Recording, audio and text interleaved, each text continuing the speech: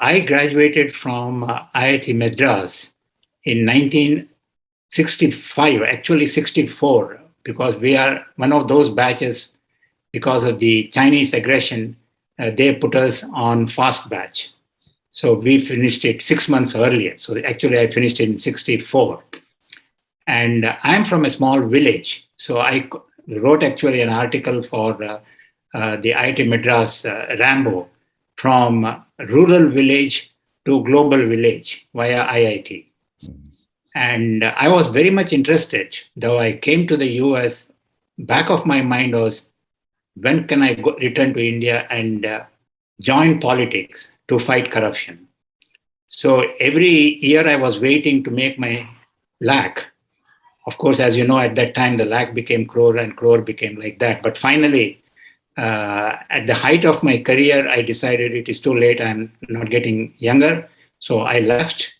And soon after I went to Mysuru, though I'm not from Mysuru, I'm from Mangalore, I decided to start consumer movement. The reason I started to get consumer movement is that though I am from India, India was completely strange to me. To learn about India, I thought consumer movement will give you a real idea of what is going on at the grassroots.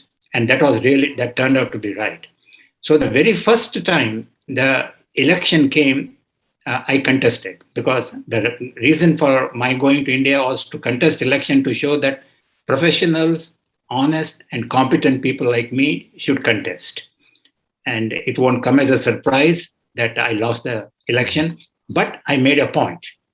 And I was working on any problem you talk about Mysuru, fighting corruption in PDS kerosene, or the police problems, or the road construction problem of getting property tax, or going to the driver's license, or saving the environment and trying to save the park, which was a big, people used to say that they will save the park and make the money and then build anything they want.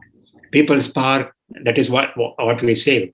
So I was really involved with that. And today, that Mysuru Grahakara Parishad is one of the leading NGOs of Mysuru city. So, and then I got involved at the national level also. So as a result of it, the very visible NGO in Delhi, Consumer Voice, they asked me to come and join as a trustee. So I'm working with them closely to develop Consumer Education and Research Institute. Some of my classmates are coming forward to help. So when I was doing that, when I came across a person who is a philanthropist and who has started Saigal Foundation to work in the most backward districts of India called Mewat. So I was working over there. I was going there to find out what kind of, and the three visions of this Saigal Foundation is water security, food security, and good governance. And I was very much interested in the good governance part of it because that gives an idea to fight corruption. And of course, as an environmentalist, I was equally interested in food security and water security. Now they have introduced one more because I was asking them, without education, nothing can be done. They have introduced that also.